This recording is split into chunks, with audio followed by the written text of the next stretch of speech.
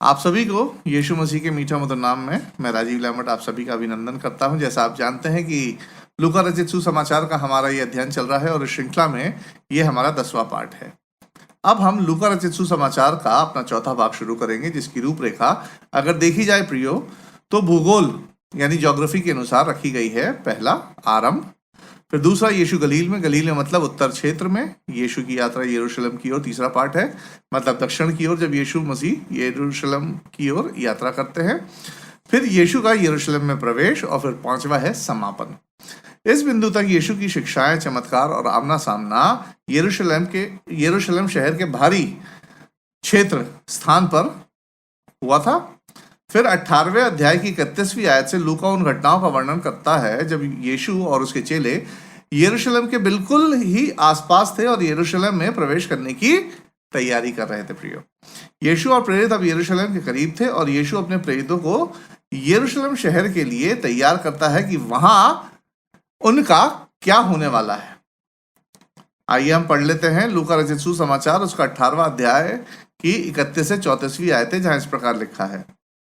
फिर उसने बारूक को साथ ले जाकर उनसे कहा, देखो हम यरूशलेम को जाते हैं और जितनी बातें मनुष्य के पुत्र के लिए भविष्यवक्ताओं के द्वारा लिखी गई हैं वे सब पूरी होंगी, क्योंकि वह अन्य जातियों के हाथ में सौंपा जाएगा और वे उसे ठट्टों में उड़ाएंगे और उसका अपमान करेंगे और उस पर थूकेंगे और उसे कोड़े मारेंगे और घात करेंगे और वह तीसरे दिन जी उठेगा।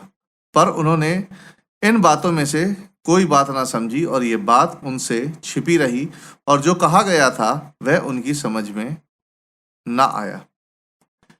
यीशु चेलों को शहर में प्रवेश करने के बाद क्या होगा इस बारे में प्रिय विस्तृत जानकारी देते हैं, क्योंकि शहर में उसके यानी यीशु के साथ जो बर्ताव होना था उसकी भविष्यवाणियां जो पुराने नियम में हुई थी ताकि वे पूरी हो सके। आइए उन भविष्यवाणियों में कुछ पर हम अपनी नजर डाल लेते हैं, जो इस प्रकार से है। पहली भविष्यवाणी यीशु का यरूशलेम में विजय प्रवेश के संदर्भ में है, जो पाई जाती है जकरिया नबी की पुस्तक में उसके 9वें अध्याय की 9वीं आयत में, जहां इस प्रकार लिखा है, हे सियोन बहुत ही मगन हो, हे यरूशलेम जय जयकार कर, क्योंकि तेरा राजा तेरे पास आएगा, वह धर्मी और उद्धार पाया हुआ है, वह दीन है और गधे पर वरन गधी के बच्चे पर चढ़ा हुआ आएगा। फिर दूसरी भविष्यवाणी यीशु यहूदी अगुओं द्वारा यीशु को अस्वीकार करने के संदर्भ में है, जो भजन संहिता 118वें अध्याय के 22 से 23वें अध्याय में दी गई है। आइए हम इसे पढ़ लेते हैं। राजमिस्त्रियों ने जिस पत्थर को निकम्मा ठहराया था वही कोने का सिरा हो गया है। यह तो यहोवा की ओर से हुआ है, यह हमारी दृष्टि में अद्भुत है। फिर तीसरी भविष्यवाणी यहूदा स्कृति के विश्वासघात के संदर्भ में है, जो भजन संहिता 41वें अध्याय की 9वीं आयत में पाई गई है, जो इस प्रकार है। प्रियो, मेरा परम मित्र जिस पर मैं भरोसा रखता था, जो मेरी रोटी खाता था, उसने भी मेरे विरुद्ध लात उठाई है। चौथी भविष्यवाणी को यदि हम देखें तो वो यीशु की पीड़ा और अपमान के संदर्भ में है। ये भविष्यवाणी भी भजन संहिता उसके 22वें अध्याय की 7वीं और 8वीं आयत में पाई गई है, जहां इस प्रकार लिखा है, वे सब जो मुझे देखते हैं मेरा ठट्टा करते हैं और ओंठ बिचकाते और ये कहते हुए सिर हिलाते हैं, अपने को यहोवा के वश में कर दे, वही उसको छुड़ाए, वह उसको उबारे, क्योंकि वह उससे प्रसन्न है। पांचवी भविष्यवाणी यीशु के पुनरुत्थान के विषय में है, जो भजन संहिता उसके 16वें अध्याय की 9वीं और 10वीं आयतों में दी गई है, जहां इस प्रकार लिखा है, इस कारण मेरा हृदय आनंदित और मेरी आत्मा मग्न हुई, मेरा शरीर भी चैन से रहेगा, क्योंकि तू मेरे प्राण को अधलोक में ना छोड़ेगा, ना अपने पवित्र भक्त को सड़ने देगा। और प्रियो, अंत की भविष्यवाणी सारी भविष्यवाणियों से महत्वपूर्ण है। जी हाँ, महत्वपूर्ण है, क्योंकि इस भविष्यवाणी में यीशु के क्रूस पर चढ़ने के कारण बताए गए हैं, और उसका क्रूस पर चढ़ने का कारण क्या था वे प्रियो हम सबको मालूम है, हमारे पाप। आइए हम इस भविष्यवाणी को भी पढ़ लेते हैं, जो यशायाह नबी की पुस्तक में पाई जाती है उसके 53वें अध्याय की 5वीं आयत में, जहां इस प्रकार लिखा है, परंतु वह हमारे ही अपराधों के कारण घायल किया गया, वह हमारे अधर्मों के कामों के कारण कुचला गया। हमारी ही शांति के लिए उस पर ताड़ना पड़ी कि उसके कोड़े खाने से हम लोग चंगे हो जाएं। प्रिय यीशु के विषय में ऐसी कई और भविष्यवाणियां की गई थी, परंतु ये कुछ भविष्यवाणियां जो मैंने आपके सामने रखी हैं वे उन बातों को प्रदर्शित करती हैं जो यीशु अपने चेलों से कह रहा था कि वे मतलब यीशु अन्य जातियों के हाथ में सौंपा जाएगा और वे उसे ठट्टों में उड़ाएंगे, उसका अपमान करेंगे और उस पर थूकेंगे और उसे कोड़े मारेंगे, घात करेंगे और इस सब के बाद वह यानी यीशु तीसरे दिन दोबारा जी उठेगा। 34वीं आयत में लूका बताता है कि यीशु की ये बातें चेले समझ नहीं पा रहे थे, क्योंकि यीशु की बातों का अर्थ उनसे छिपा हुआ था। उस समय यीशु के चेले शायद यूहन्ना बपतिस्मा देने वाले जैसा सोच रहे होंगे प्रियो, कि जब यीशु यरूशलेम में प्रवेश करेगा तो सब में चाहे छोटे हो चाहे बड़े हो, सब उसका स्वागत करेंगे और यदि उसके शत्रु उसका विरोध करेंगे, उसका अस्वीकार करेंगे, तो तुरंत उसके शत्रुओं पर न्याय के रूप में किसी ना किसी प्रकार से अलौकिक रूप से यानी सुपरनैचुरल तरीके से उनको दंड मिलेगा। जबकि यीशु अपने चेलों को ऐसे समय के लिए तैयार कर रहा था प्रियो, जो चेलों की सोच से बिल्कुल विपरीत थे, जो चेलों की सोच के अनुसार बिल्कुल नहीं था। यहूदी राष्ट्र पर न्याय तो आया, परंतु तुरंत नहीं आया था। यीशु का अंतिम परिणाम वही होना था जिसकी घोषणा भविष्यवक्ताओं ने पहले से ही कर दी थी कि मसीहा को त्याग दिया जाएगा, उसको यातनाएं दी जाएंगी, उसे मार डाला जाएगा, परंतु वह तीसरे दिन पुनः जी उठेगा। इसके बाद हम एक घटना को देख लेते हैं। आइए हम इसको पढ़ लेते हैं, जो पाया जाता है लूका रचित सुसमाचार के 18वें अध्याय की 35 से 43वीं आयत में, जहां इस प्रकार लिखा है। जब वे यरीहो के निकट पहुंचा तो एक अंधा सड़क के किनारे बैठा हुआ भीख मांग रहा था। वह भीड़ के चलने की आहट सुनकर पूछने लगा, ये क्या हो रहा है? उन्होंने उसको बताया, यीशु नासरी जा रहा है। तब उसने पुकार के कहा, हे यीशु, दाऊद की संतान, मुझ पर दया कर।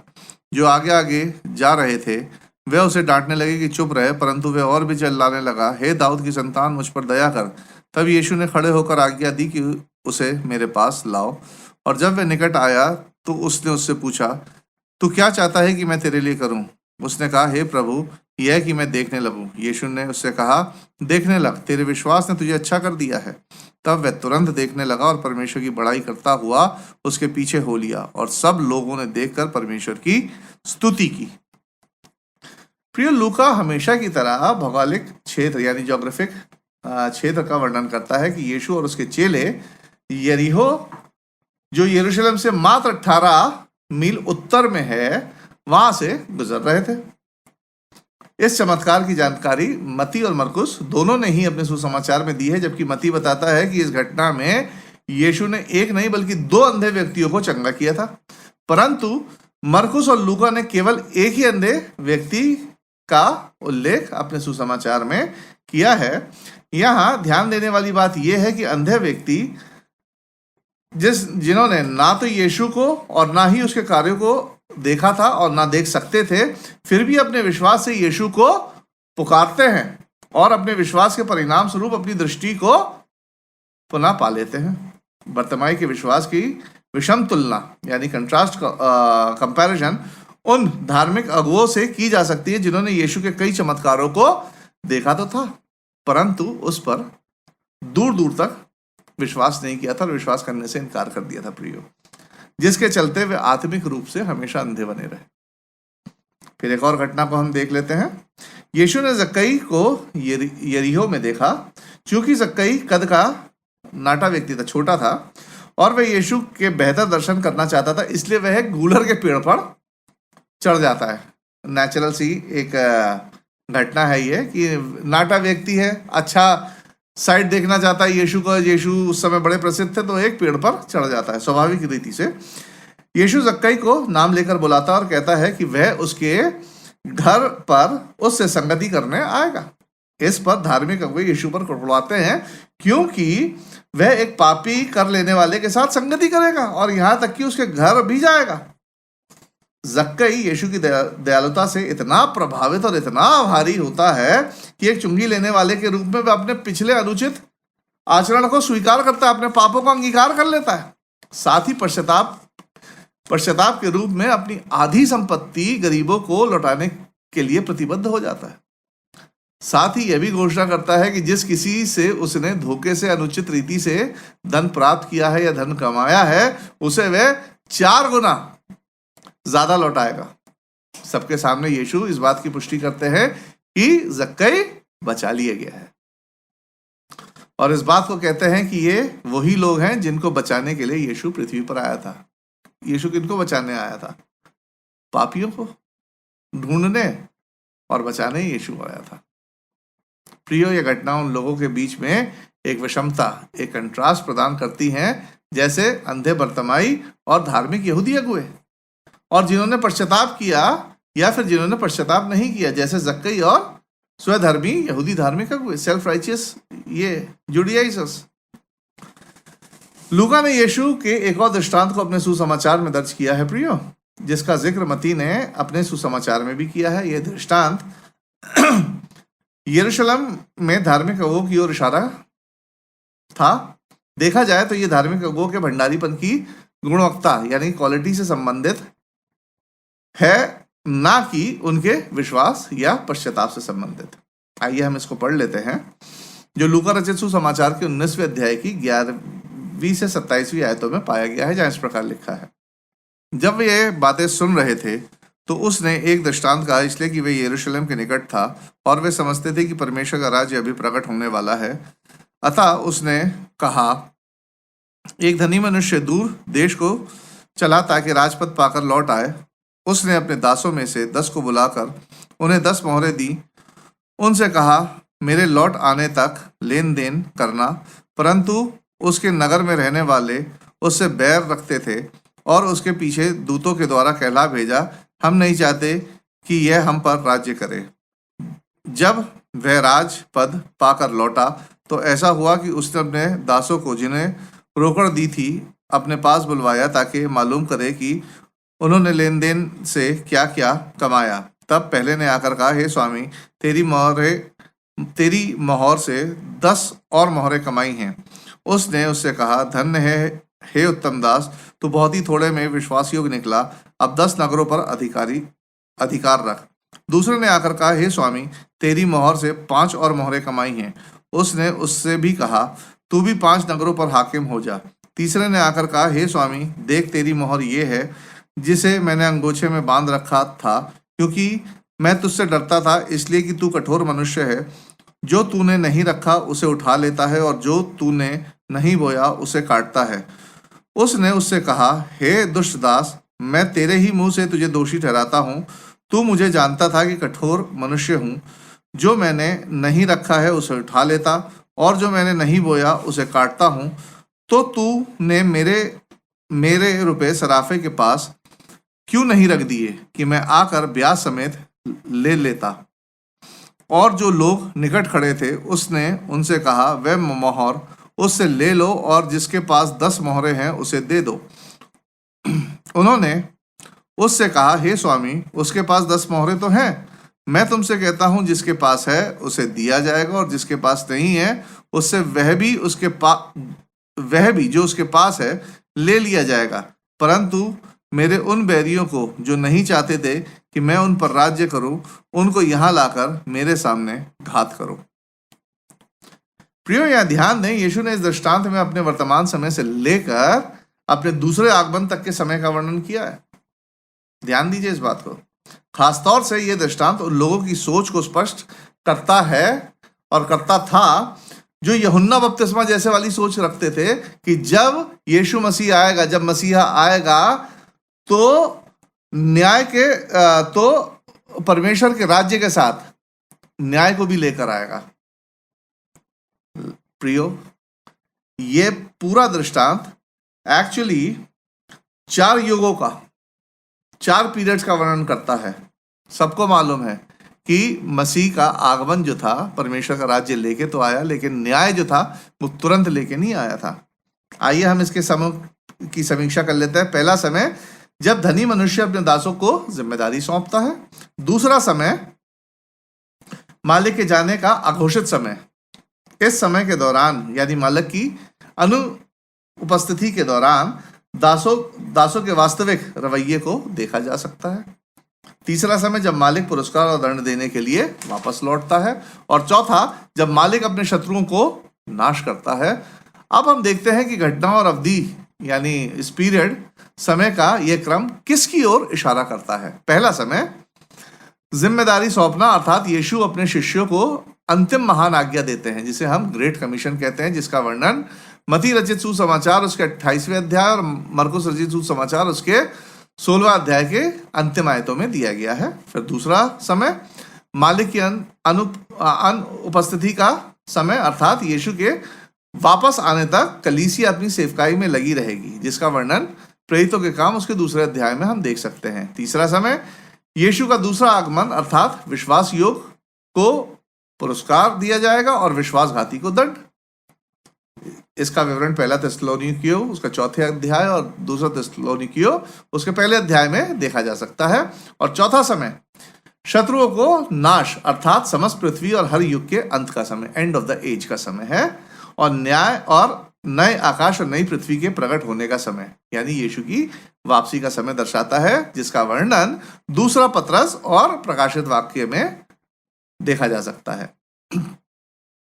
शायद हो सकता है कि उस समय यह दृष्टांत प्रेरितों को समझ में ना आया हो और प्रेरितों के लिए अच्छे भंडारीपन के पाठ से ज्यादा और कुछ ना रहा हो, परंतु यीशु की सेवकाई पूरी हो जाने के बाद और यीशु के स्वर्गारोहण के उपरांत वे इस दृष्टांत के पूर्ण प्रकाशन को समझ सके होंगे। कौन? यीशु मसीह के चेले। प्रियो, लूका ने भी मत्ती और मरकुस की तरह यरूशलेम में यीशु के विजय प्रवेश का वर्णन किया है, परंतु केवल लूका ने ही यरूशलेम पर यीशु की व्यक्तिगत प्रतिक्रिया का वर्णन अपने सुसमाचार में बताया है। लूका बताता है कि यीशु ने एक गधी के बच्चे का इंतजाम करने के लिए अपने 2 शिष्यों को आगे भेजा था।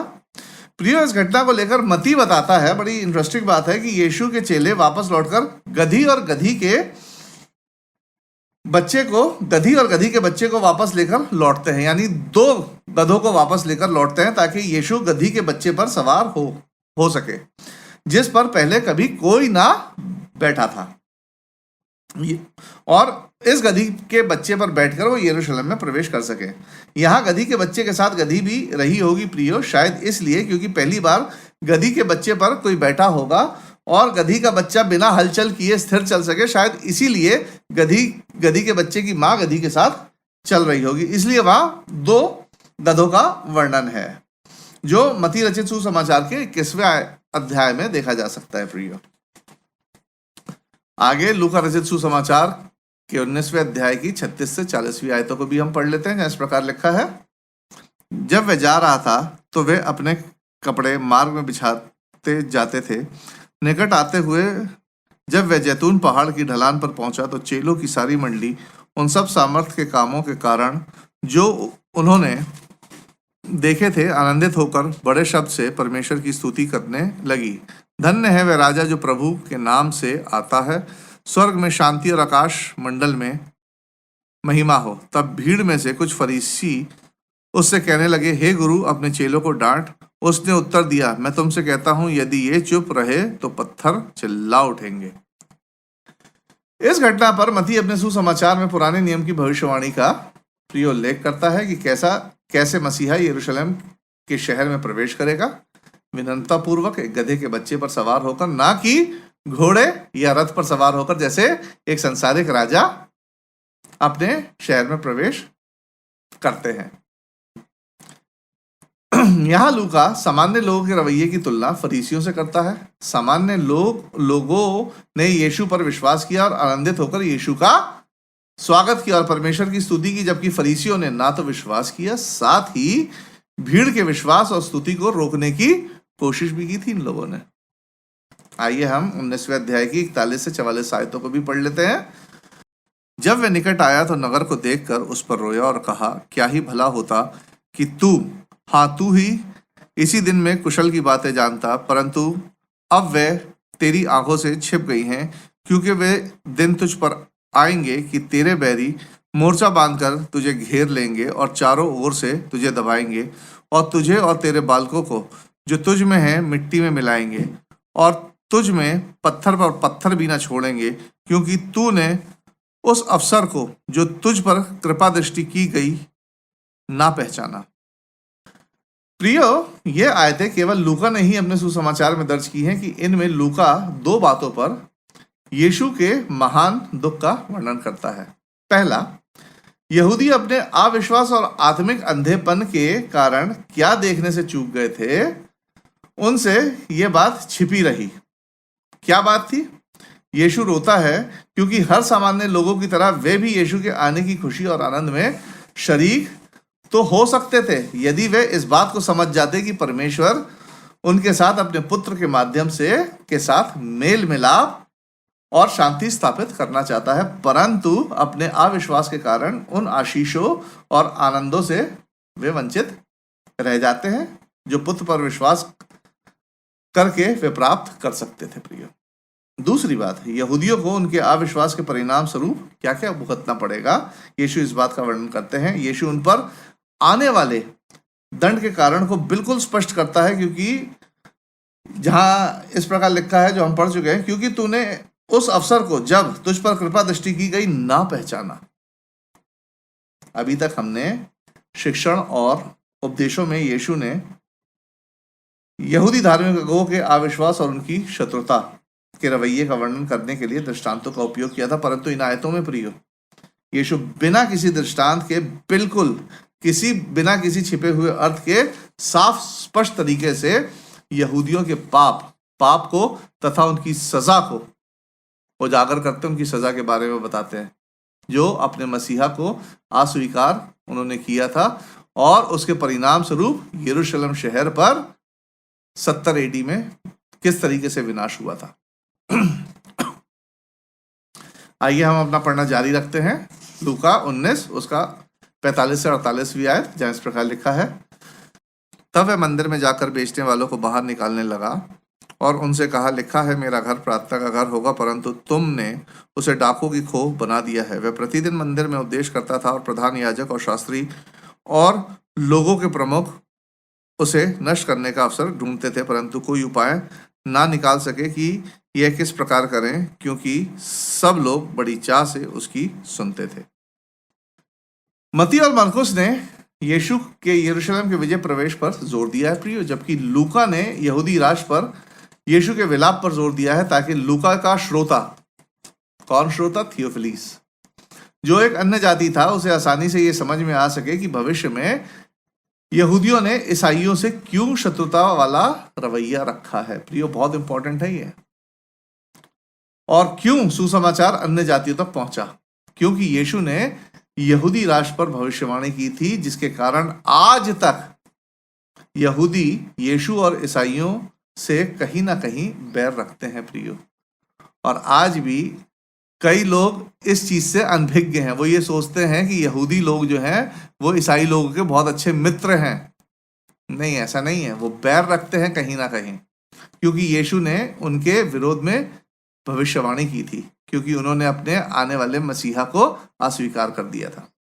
लूका ने बहुत ही सारांशित तरीके से केवल कुछ ही आयतों में यीशु द्वारा मंदिर से व्यापारियों को निकालने का वर्णन किया है, क्योंकि शायद अन्य जातियों को इस घटना में ज्यादा रुचि नहीं रही होगी प्रियो। यीशु के प्रति याजक और शास्त्रियों के इरादों के साथ जो यीशु को नष्ट करने के थे, लूका इस सेक्शन को, इस खंड को समाप्त करता है। प्रिय, लूका बताता है यहूदी अगुओं द्वारा यीशु को गिरफ्तार करने से रोकने वाली एकमात्र बात यह थी कि ये लोग, कौन लोग? सदूकी फरीसी आम लोगों की प्रतिक्रिया से डरते थे। हर पाठ की तरह इस पाठ से भी हम कुछ शिक्षाएं ले सकते हैं। पहली शिक्षा, धर्मशास्त्र पर विश्वास करें प्रियो, केवल धर्मशास्त्र पर विश्वास करें। यहूदियों की सबसे बड़ी मूर्खता और पाप यह था कि उन्होंने अपनी ही भविष्यवक्ताओं पर विश्वास नहीं किया था। अपने पुराने नियम के भविष्यवक्ताओं पर उन्होंने विश्वास ही नहीं किया था। देखा जाए तो उनकी समस्या यह थी कि यीशु की और भी भविष्यवाणियां अभी होना बाकी थी, परंतु समस्या यह थी कि यहूदियों ने जिस तरह से अपने अपने दिमागों में एक मसीहा की छवि बना रखी थी कि एक मसीहा जो होगा एक शक्तिशाली, सैन्य, राजनीतिक, चमत्कारी वाला लीडर होगा, ग्रेट होगा, बलशाली होगा, ऐसी छवि उन्होंने बना रखी थी जो गलत थी। यीशु उस पर खरा नहीं उतर रहा था, क्योंकि उन्होंने अपने ही शास्त्रों पर विश्वास नहीं किया था। प्रियो, आज हमारे सामने भी यही समस्या है कि हम कलीसिया में बनाए गए रीति रिवाजों को बाइबल में बताई गई आज्ञाओं से ऊंचा रखते हैं और बाइबल में यीशु की वास्तविक शिक्षाओं को छोड़कर अपने मनपसंद प्रचारकों की शिक्षाओं का अनुसरण करने लगते हैं। और आज यही देखने को मिलता है। मैं किसी का नाम तो नहीं लूंगा, आप सब जानते हैं। आइए इस बात को सुनिश्चित कर दें कि हमारा जीवन, हमारी सोच और हमारे धार्मिक अभ्यास यानी रिलीजियस प्रैक्टिस पूर्णता से बाइबल, खासतौर पर नए नियम पर आधारित हो, ना कि हमारी अपनी सोच या भावनाओं पर।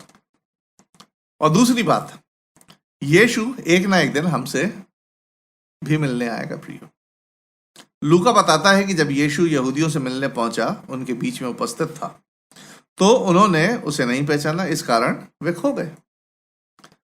हमसे यीशु कई तरह से मिलने पहुंच सकता है प्रियो, जैसे प्रचार सुनने से, बाइबल अध्ययन से, किसी न किसी प्रकार की सेवकाई से, या फिर शायद इस वीडियो के माध्यम से। यीशु हमारे जीवन में कहीं भी कभी भी प्रकट हो सकता है। हमें चाहिए कि वचन यानी बाइबल की आज्ञाकारिता में यीशु का स्वागत आनंद के साथ अपने जीवनों में करें और यीशु की पहचान और उसकी शोभा में अपने जीवन के अंत तक विश्वासियों बने रहें। अगले पार्ट में हम यीशु और धार्मिक यहूदी अगुओं के टकराव को और करीब से जानेंगे, क्योंकि अब यरूशलेम में यहूदी अगुए और आसानी से यीशु तक पहुंच सकते थे। अगले पार्ट के लिए कृपया लूका रचित सुसमाचार उसका 20वां अध्याय की पहली आयत से 21वें अध्याय की 38वीं आयत को जरूर पढ़ लें प्रियो, ताकि समझने में और आसानी हो सके। तो यह पार्ट यहीं समाप्त होता है। 11वें पार्ट के साथ मैं राजीव लैम्बर्ट आपके साथ पुनः एक बार फिर हाजिर हूंगा। तब तक के लिए जय मसीह की।